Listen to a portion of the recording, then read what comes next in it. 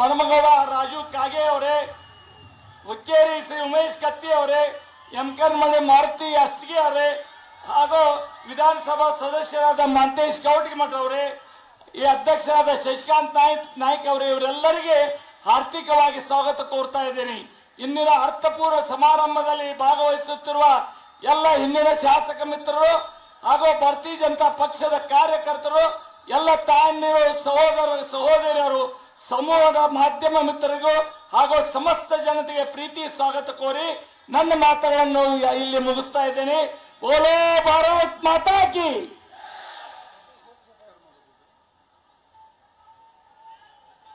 ಬೋಲೋ ಭಾರತ್ ಮಾತಾ ಕಿ. ಚಿಕ್ಕೋಡಿಯ ಲೋಕಸಭಾ ಕ್ಷೇತ್ರದ ಪರವಾಗಿ ನಮ್ಮ ನೆಚ್ಚಿನ ಪ್ರಧಾನಿ ಸನ್ಮಾನ್ಯ ನರೇಂದ್ರ ಮೋದಿ ಅವರನ್ನ, ನಮ್ಮೆಲ್ಲ ಹಿರಿಯ ನಾಯಕರು ಸನ್ಮಾನ್ಯ ಪ್ರಭಾಕರನ ಕೋರೆ ಅವರನ್ನ ಒಳಗೊಂಡಂತೆ ನಮ್ಮೆಲ್ಲ ನಾಯಕರು ಅವರನ್ನ ನೇಗಿಲವನ್ನು ಕೊಡೋದ್ರ ಮೂಲಕ ಸ್ವಾಗತವನ್ನ ಮಾಡ್ತಾ ಇದ್ದಾರೆ.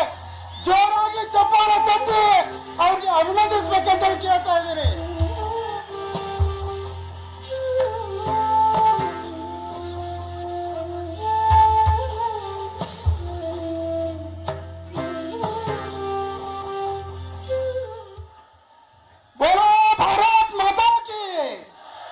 ಚಿಕ್ಕೋಡಿಯ ಈ ಲೋಕಸಭಾ ಕ್ಷೇತ್ರದ ಜನತೆಯನ್ನು ಉದ್ದೇಶಿಸಿ ಪ್ರಧಾನಮಂತ್ರಿಗಳಾಗಿರ್ತಕ್ಕಂಥ ಸನ್ಮಾನ್ಯ ನರೇಂದ್ರ ಮೋದಿ ಅವರು ಮಾತನಾಡಬೇಕಂತ ವಿನಂತಿ ಮಾಡಿಕೊಳ್ತಾ ಇದ್ದೇನೆ.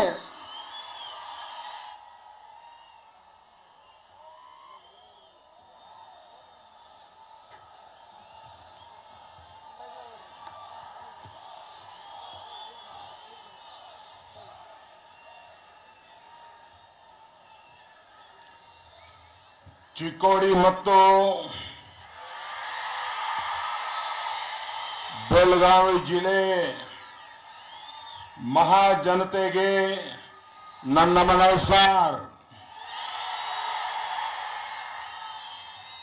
ಮಹಾತಾಯಿ ಸವದತ್ತಿ ಯಲ್ಲಮ್ಮನ್ ಚರಣಗಳಲ್ಲಿ ಶಿರಭಾಗಿಸಿ ಇಲ್ಲಿನ ಎಲ್ಲ ಸಂತರಿಗೂ ನಮಿಸುತ್ತೇನೆ. संत जगत ज्योति बसवेश्वर, छत्रपति शिवाजी महाराज, संभाजी महाराज, कित्तूरू रानी चन्नम्म, बेलवड़ी रानी मल्लम्म, वीर सिपाही संगोली रायಣ್ಣ ಮುತಾನ್ ಮಹಾಪುರಾಣ ಚರಣಗಳಿಗೆ ನನ್ನ ನಮನಗಳು. ಇದು ಸಾಮರಸ್ಯದ ನಾಡು. ಇಷ್ಟು ದೊಡ್ಡ ಸಂಖ್ಯೆಯಲ್ಲಿ ನೀವು ಬಂದಿದ್ಗಿರಿ. ನಿಮ್ಮ ಪ್ರತಿಗೆ ನಾನು ಚಿರೋಣಿ.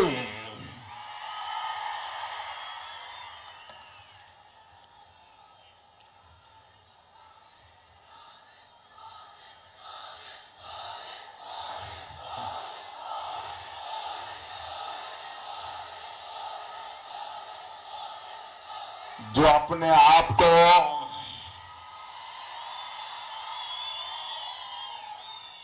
पॉलिटिकल पंडित समझते हैं, राजनीति के बड़े खैरखा समझते हैं, अगर वो ये दृश्य देख लें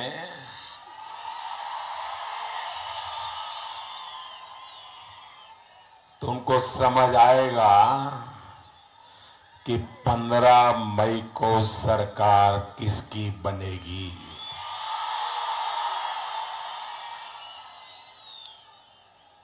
ये जन आक्रोश है. एक कांग्रेस के कारनामों के प्रति ये जनता जनार्दन के आक्रोश का मिजाज आज यहां नजर आ रहा है. भाइयों बहनों,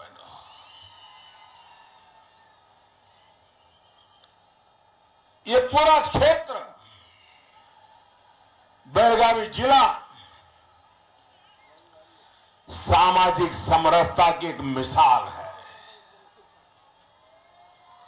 हर परिवार में अनेक भाषाएं बोली जाती है, लेकिन उसके बावजूद भी जो प्यार, जो अपनापन इस क्षेत्र में अनेक भाषाएं बोली जाती है, लेकिन उसके बावजूद भी जो प्यार, जो अपनापन इस क्षेत्र के लोगों ने दिखाया है, वही हिंदुस्तान की सच्ची पहचान है। भाइयों बहनों, मुझे इस क्षेत्र में कई बार आने का मौका मिला है। आप लोगों के दर्शन करने का सौभाग्य प्राप्त हुआ है, लेकिन ऐसा नजारा मुझे पहली बार देखने को मिला। इतनी बड़ी तादाद में आप आशीर्वाद देने आए, मैं हृदय से आपका आभार व्यक्त करता हूं। भाइयों बहनों, इस धरती की ताकत है कि 1925 में यही पड़ोस में निपानी में बाबा साहब आंबेडकर को भी इस धरती ने आकर्षित किया था।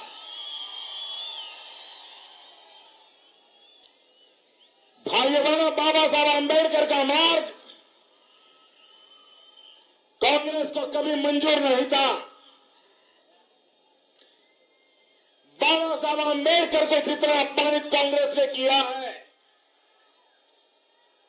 शायद हिंदुस्तान में ऐसी घटनाएं बहुत कम दिखाई देगी। बाबा साहब आंबेडकर चुनाव लड़ रहे थे, उपचुनाव लड़ रहे थे। पंडित नेहरू जैसे दिग्गज बाबा साहब आंबेडकर को चुनाव में पराजित करने के लिए जनसभाएं कर रहे थे।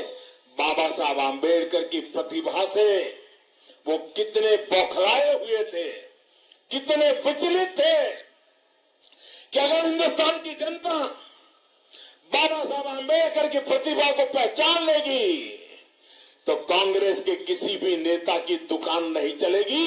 ये डर कांग्रेस को, नेताओं को रहता था, और इसलिए वे कभी बाबा साहब आंबेडकर को स्वीकार करने के लिए तैयार नहीं थे। कांग्रेस पार्टी आजादी के दीवानों ने जिस कांग्रेस का झंडा हाथ में लेकर के जवानी जेलों में खपा दी, महात्मा गांधी के नाम पर अपने व्यक्तिगत जीवन के सपने देश के लिए आहूत कर दिए, लेकिन आजादी के बाद एक कब्जा करने के लिए कांग्रेस पर कब्जा बनाए रखा। एक ही परिवार के लोग खुद ही अपने आप को भारत रत्न देते थे, लेकिन बाबा साहब आंबेडकर जैसे महापुरुष को भारत रत्न देने के लिए जब तक कांग्रेस रही संभव नहीं हुआ। कांग्रेस सरकार जाने के बाद संभव हुआ। यह कांग्रेस का बाबा साहब के प्रति रवैया था। भाइयों बहनों, कांग्रेस पार्टी सत्ता के बाहर जैसे मछली पानी के बिना रह नहीं सकती है, कांग्रेस पार्टी सत्ता के बिना छटपटा रही है। और इसलिए आज देश में दरारें पैदा करने पर तुली हुई है। देश में भाई से भाई को लड़ाना, उत्तर ऊंच और नीच की परंपराओं को बढ़ाना, जातिवाद का जहर फैलाना और हर दिन एक नया झूठ चलाना। भाइयों बहनों, हिंदुस्तान के संविधान के साथ सबसे ज्यादा खिलवाड़ अगर किसी ने किया है तो वो कांग्रेस पार्टी ने किया है। आपातकाल में आपने संविधान की धज्जियां उड़ा दी थी और आज कांग्रेस झूठ फैला रही है। अटल बिहारी वाजपेयी की सरकार थी, मोरारजी भाई देसाई की सरकार थी, आज नरेंद्र मोदी की सरकार है। कई वर्षों तक हमें देश की सेवा करने का देश की जनता ने मौका दिया है। राज्य में भी अनेक बार सरकार बनाने का हमें मौका मिला है, लेकिन हमने तो कभी संविधान की अवमानना तक को स्वीकार नहीं किया है। और आज झूठ, हर चुनाव में झूठ फैलाना कि भारतीय जनता पार्टी संविधान बदलेगी, भारतीय जनता पार्टी आरक्षण के अधिकार ले लेगी। जब तक भारतीय जनता पार्टी का झंडा दिखाई देगा, मैं देशवासियों को विश्वास देता हूं, बाबा साहब आंबेडकर ने जो हक दिए हैं, दुनिया की कोई ताकत वो हक छीन नहीं सकती है।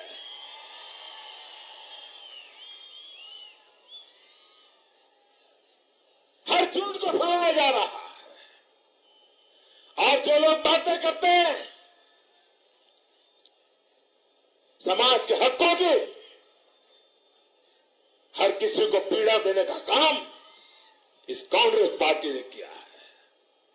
और इसलिए भाइयों बहनों, कांग्रेस को परेशानी है कि भारतीय जनता पार्टी पूर्ण बहुमत लेकर के दिल्ली में कैसे चुन करके आ गई।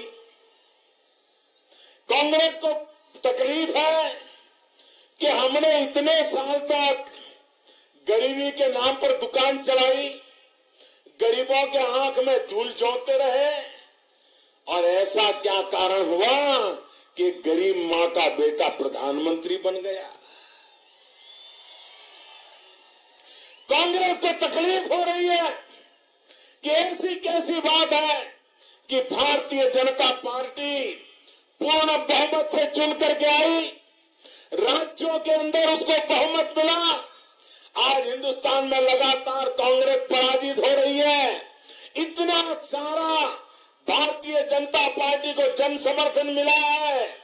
भारतीय जनता पार्टी चाहे वो कर सकती है, लेकिन ये भारतीय जनता पार्टी ने इतनी सारी जनता की ताकत उनको मिली है, तो भी क्या कारण है कि उनको पहला ही राष्ट्रपति चुनने का मौका मिला तो पहला राष्ट्रपति भी उन्होंने दलित को चुन करके बिठा दिया। दलित को क्यों राष्ट्रपति बनाया, ये कांग्रेस के पेट में जलन हो रही है। और इसलिए दलितों को गुमराह करना, उनको झूठी बातें उनके कानों में डालना, कोई सबूत नहीं, कोई आधार नहीं। मैं कांग्रेस वालों को कहता हूं, अरे सत्ता तो आती है जाती है, देश अजरा अमर होता है, समाज की शक्ति अजरा अमर होती है। देश की एकता तोड़ने का पाप मत कीजिए। हमारे महापुरुषों के प्रयासों से बड़ी मुश्किल से समाज में परिवर्तन आना शुरू हुआ है। इसमें सैंध लगाने की कोशिश मत करो। अरे चुनाव आएंगे जाएंगे, राजनीति होती रहेगी, सरकारें बदलती रहेगी, लेकिन देश होगा, समाज होगा, देश में एकता होगी, देशवासियों के सपने होंगे, तो ही देश का बड़ा होने वाला है। आपकी अपने सपने लेकर के समाज को तोड़ने का प्रयास बंद कीजिए। भाइयों बहनों, हम विकास की राह पर चलने वाले लोग हैं। विकास के बिना समाज का कभी भला नहीं होने वाला। आप मुझे बताइए, किसानों की दुर्दशा के लिए क्या कांग्रेस के इतने सालों का शासन जिम्मेवार है कि नहीं है? मैं आपसे पूछना चाहता हूं, आज जो दुर्दशा आई है, क्या वो कांग्रेस के इतने शासन का परिणाम है कि नहीं है? क्या सजा कांग्रेस को मिलनी चाहिए कि नहीं मिलनी चाहिए? अरे आप 60 साल तक राज किया है, जवाब नहीं दे रहे हो। 5 साल से कर्नाटक में बैठे हो, जवाब नहीं दे रहे हो, और मोदी का जवाब मांग लो। ये चुनाव कब आ सकता है? कांग्रेस पार्टी ने क्या काम किया है, जरा जनता को जवाब दें। ऐसे कैसे मुख्यमंत्री जब देखो सोते हैं, जब देखो सोते हैं। कोई जिम्मेवारी का नाम और निशान नहीं है। मेहनत हर कोई करता है, थकान हर कोई को होती है, लेकिन जनता के सुख दुख, जनता की चिंता हमें चैन से सोने नहीं देती। और आप सार्वजनिक रूप से सोते हुए डरते नहीं है। ऐसे तो आप राजनेता लेकर के आए हो। और इसलिए भाइयों बहनों, ये मौका है कर्नाटक के भाग्य को बदलने का। अब पहली बार ऐसा अवसर आ रहा है जब दिल्ली में भी भाजपा की सरकार हो, कर्नाटक में भी भाजपा की सरकार हो, तो आप मेरा हिसाब भी मांग पाओगे कि मोदी जी बताइए, अब तो हमने कर्नाटक में भी बीजेपी की सरकार बना दी, दिल्ली में भी बीजेपी की सरकार बनाई, बताओ क्या किया आपने? मुझे जवाब देना पड़ेगा और मैं जवाब देने के लिए तैयार हूं। और इसलिए मैं कहता हूं, मेरा जवाब मांगने के लिए भी, भारतीय जनता पार्टी का जवाब मांगने के लिए भी आप कर्नाटक में भारतीय जनता पार्टी की सरकार बनाइए। पाई पाई का हिसाब लीजिए हमसे, पल पल का हिसाब लीजिए, और हम अपने वादों को पूरा करके आपको दिखाएंगे। ये मैं आपको विश्वास दिलाने आया हूं। मुझे बताइए भाइयों बहनों, किसान को पानी चाहिए, क्या इन सरकारों की जिम्मेवारी नहीं थी कि पानी का प्रबंध किया जाए, वर्षा का एक बूंद बूंद पानी अटकाया जाए, पानी बचाया जाए, और पानी बचा करके यहां के लोगों के भाग्य को बदलने के लिए कुछ काम किया जाए। आप हैरान होंगे, मैंने आकर के 99 योजनाएं ऐसी खोज के निकाली जो बिल्कुल इसका कोई मालिक ही नहीं था, पड़ा था सब। पानी की संभावनाएं थी, लेकिन पानी पहुंचाने की व्यवस्था नहीं थी। करीब करीब 1 लाख करोड़ रुपया के लागत से इन 99 योजनाओं को हमने फिर से आगे बढ़ाने का काम शुरू किया। उसमें 5 तो कर्नाटक की है और एक तो आपके जिले की रामेश्वर प्रोजेक्ट भी है, आपके जिले का है। क्योंकि हमें मालूम है, अगर पानी का प्रबंध ठीक हो तो किसान को किसी के पास हाथ फैलाने की जरूरत नहीं होती है। आप उस बात को नहीं थे। खाद, यूरिया के लिए किसानों को 2-2 रात तक कतार में खड़ा रहना पड़ता था।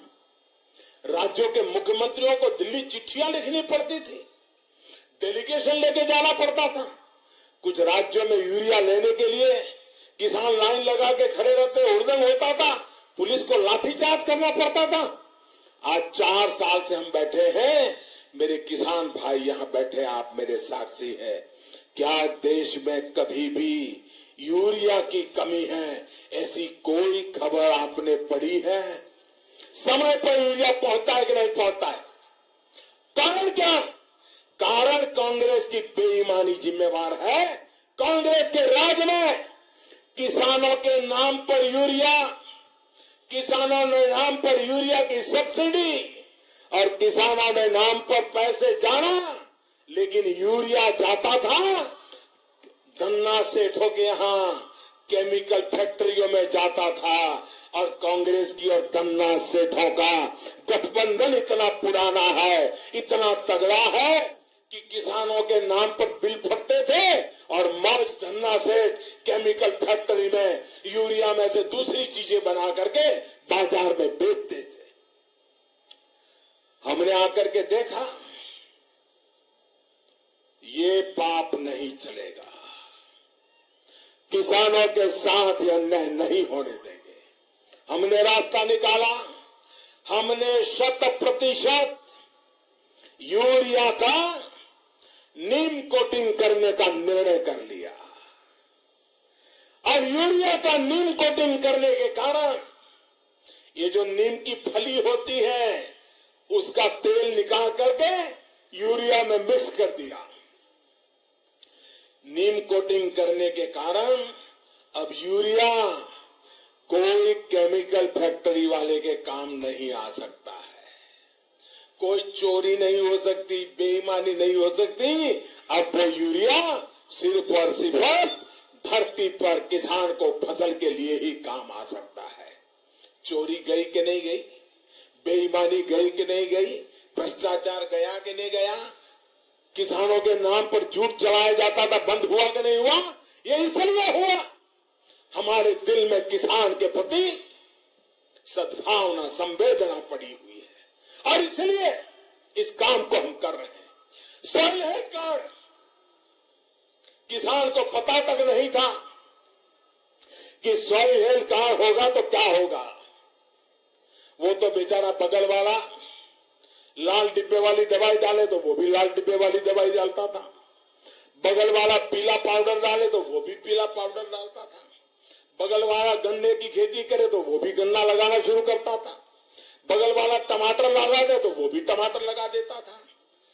उसे मालूम नहीं था उसकी जमीन में क्या ताकत है, उसकी धरती माता क्या काम की है, कौन सी फसल के लिए उपयोगी है। सॉइल हेल्थ कार्ड दिया हमने, उससे किसान को पता चलने लगा कि मेरी धरती में ये पैदा हो सकता है, ये पैदा नहीं हो सकता है, मैं मेहनत करूंगा तो भी कमा नहीं सकूंगा। और आज मेरे किसान वैज्ञानिक तरीके से कौन सी फसल कहां पैदा करना उसका निर्णय कर पा रहे हैं और मेरे किसान अपने जरूरी पैदावार करने लगे। भाइयों बहनों, पैदावार हुई, किसान को दाम मिलना चाहिए कि नहीं मिलना चाहिए, बातें बहुत की।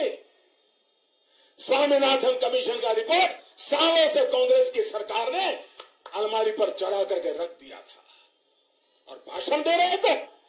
हमारी सरकार ने स्वामीनाथन कमीशन का रिपोर्ट निकाला और हमने तय किया कि किसान की जो लागत होगी, उसको जो खर्च होगा, अरे परिवार के लोग भी जो खेती में काम करेंगे उसको भी लागत माना जाएगा, उसको भी खर्च में गिना जाएगा। किसी के किराए से ट्रैक्टर लाया वो भी खर्च गिना जाएगा और किसान जो भी खर्चा करेगा एमएसपी 1.5 गुना तय की जाएगी ताकि कभी किसान को रोने की नौबत ना आए। ये काम हमने किया है। हमने प्रधानमंत्री फसल बीमा योजना लाई।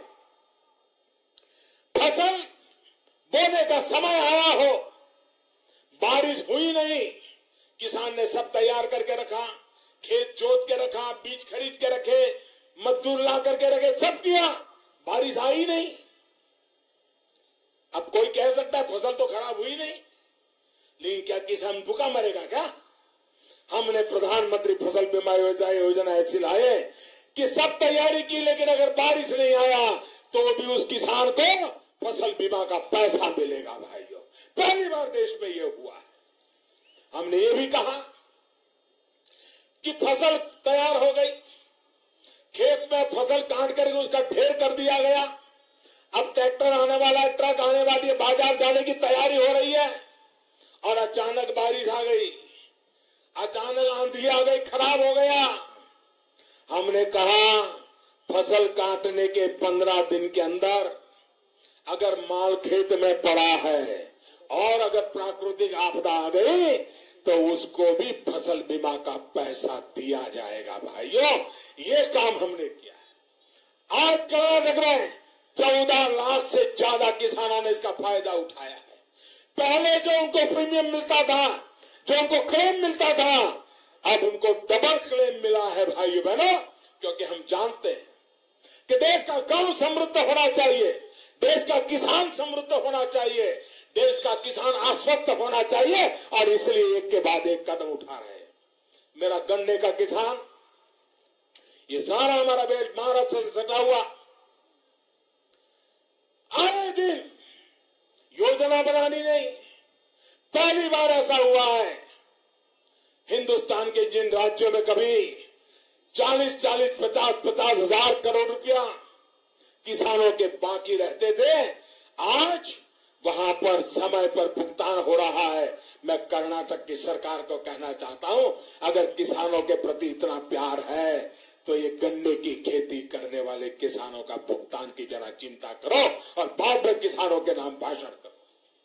भाइयों बहनों, इतना ही नहीं, हमने इथेनॉल को प्रोत्साहन दिया और इसका एमएसपी घोषित किया, मिनिमम सपोर्ट प्राइस इथेनॉल का घोषित किया, और हमने देश के किसानों को जो गन्ने की खेती करते थे, अगर शुगर वाले मदद नहीं करते तो इथेनॉल हम मार्केट में बेच करके पेट्रोल में, डीजल में 8% तक इथेनॉल का उपयोग करने का हमने निर्णय कर लिया। गन्ने का किसान होगा, उससे गाड़ियां चलेगी तो मेरे किसान को भी इनकम होगी, और देश को जो बाहर से क्रूड लाना पड़ता है वो भी नहीं लाना पड़ेगा। एक के बाद एक निर्णय हमने किए, जिसका ये परिणाम है कि आज एक के बाद एक कदम हम उठाते चले जा रहे हैं। ये बीमारी 60 साल की बीमारी आप छोड़ के गए हो। हम हर दिन मेहनत करते हैं किसानों की जिंदगी को सुरक्षित करने के लिए, गांव के जीवन को बदलने के लिए। और आपने देखा होगा, जब भी हमारी सरकार का बजट आया है, हिंदुस्तान के सभी अखबारों ने लिखा ये किसान का बजट है, ये गांव का बजट है, ये गरीब का बजट है। क्योंकि हमारे लिए देश के गांव को, गरीब को, किसान को सशक्त करना, ये हमारा रास्ता है। इस रास्ते को लेकर के हम चल पड़े हैं। और इसलिए भाइयों बहनों, मुझे खुशी है कि येडियुरप्पा सच्चे अर्थ में किसान नेता है। वो अंतर मन से किसान नेता है। वो किसान का दुख सह नहीं सकते, देख नहीं सकते। हिंदुस्तान में किसान के लिए अलग बजट की परंपरा येडियुरप्पा जी ने शुरू की थी। येडियुरप्पा जी आज जब भारतीय जनता पार्टी एक किसानों का मसीहा लेकर के आया है, मैं आपसे अनुरोध करता हूं, इस चुनाव में भारतीय जनता पार्टी को विजयी बनाइए, भारतीय जनता पार्टी को पूर्ण बहुमत से विजयी बनाइए। और आप देख लीजिए, जब जब कांग्रेस पार्टी का पराजय निश्चित हो जाता है, अब कांग्रेस पार्टी बचने वाली नहीं, ये तय हो जाता है, तो उनके गाजे बाजे बजाने वाले, उनके पेरोल पर गुजारा करने वाले मैदान में आ जाते हैं और वो चालू कर देते हैं, हंग असेंबली बनेगी, हंग असेंबली बनेगी, त्रिशंकु चुनाव में परिणाम आएगा, किसी को बहुमत नहीं मिलेगा। ये सारी भविष्यवाणी गलत हुई है। जब लोकसभा का चुनाव लड़ रहा था, सब कह रहे थे पूर्ण बहुमत आ ही नहीं सकता भाजपा को, लेकिन ये देश की जनता ज्यादा समझदार है, पंडितों से ज्यादा देश की चिंता उनको होती है, और देश की जनता ने पूर्ण बहुमत दे दिया। राज्यों के चुनाव हुए, चुनाव में कांग्रेस मरने वाली हो, पड़ने वाली हो, गिरने वाली हो, तो शुरू हो जाते हैं हंग असेंबली आएगी, हंग असेंबली आएगी। भाइयों बहनों, जब कहीं कांग्रेस की सरकार हो और ये हमारे विरोधी हंग असेंबली की बातें करे, तो पक्का मानिए कि कांग्रेस बुरी तरह हार रही है।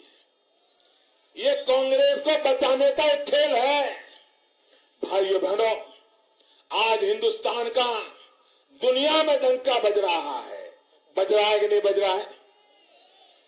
मैं आपसे पूछ रहा हूं, दुनिया में हिंदुस्तान का डंका बज रहा है कि नहीं बज रहा है? अमेरिका में भी हिंदुस्तान का डंका बज रहा है कि नहीं बज रहा है? जर्मनी में भी हिंदुस्तान का डंका बज रहा है कि नहीं बज रहा है? लंका में भी हिंदुस्तान का डंका बज रहा है कि नहीं बज रहा है? इंग्लैंड में भी हिंदुस्तान का डंका बज रहा है कि नहीं बज रहा है? क्या कारण है? क्या कारण है? ये सारी दुनिया में भारत की वाहवाही हो रही है, क्या कारण है? क्या कारण है? अरे मोदी कारण नहीं है, कारण आप लोग है, जनता जनार्दन है।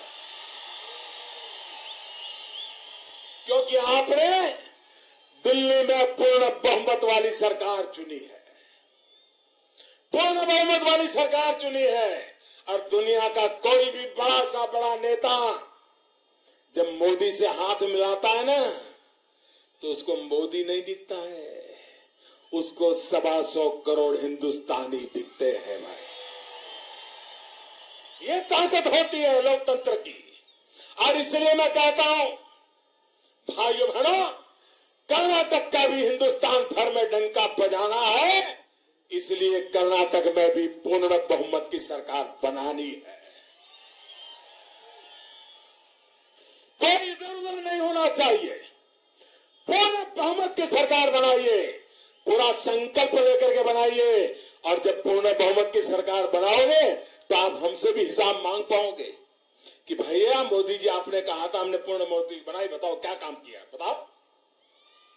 अगर पूर्ण बहुमत नहीं होगा तो फिर तो बहानेबाजी करने का मौका मिल जाएगा। किसी भी पॉलिटिकल पार्टी को ऐसी बहानेबाजी बनाने का मौका मत दीजिए। उनका जवाब मांगना है आपको। आप ही मालिक है सरकार के, आप ही मालिक है हिंदुस्तान के, आपको जवाब मांगने का हक है। और भारतीय जनता पार्टी जनता जनार्दन को जवाब देने की आदि पार्टी है। हमारा स्वभाव है, क्योंकि हम जो कुछ भी है जनता के कारण है, हम किसी परिवार के कारण नहीं है। आप ही हमारा परिवार है। और इसलिए भाइयों बहनों, मैं आज आपसे आग्रह करने आया। लोकसभा में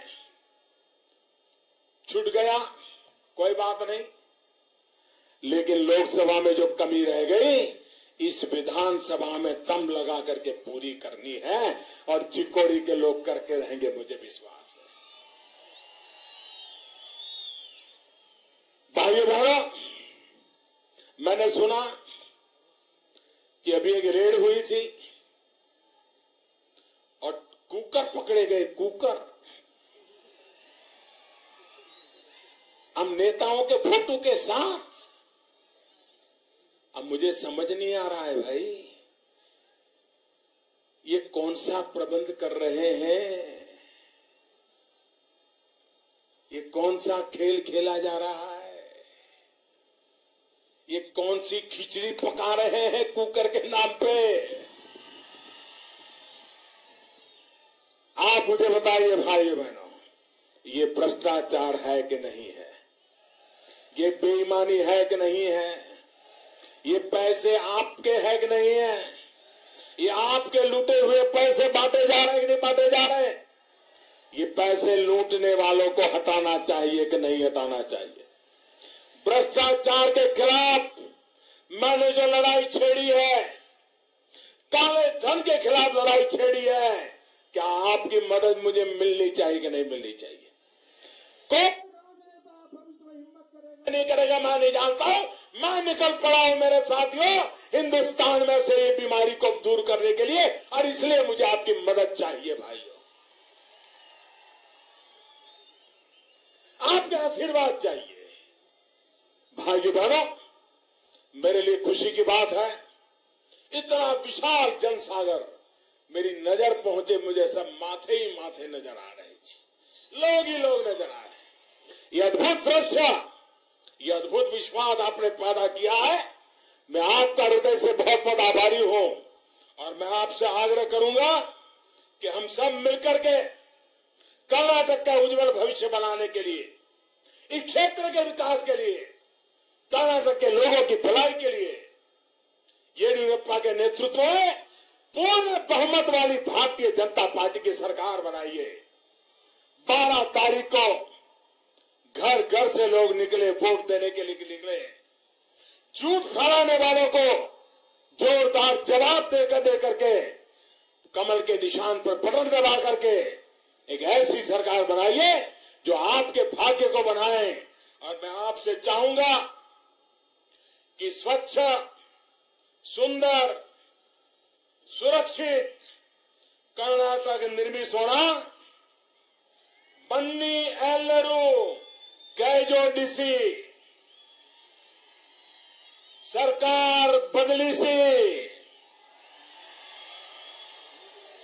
सरकार बदली सी, बीजेपी गली सी, सरकार बदली सी, सरकार बदली सी, सरकार बदली सी, सरकार बदली सी। आज फार छान वाटला सगळ्यांना माझे नमस्कार।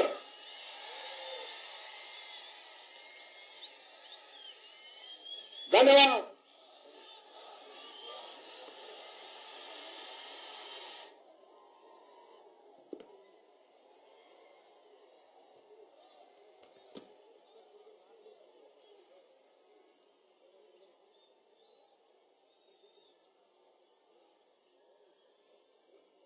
बोलो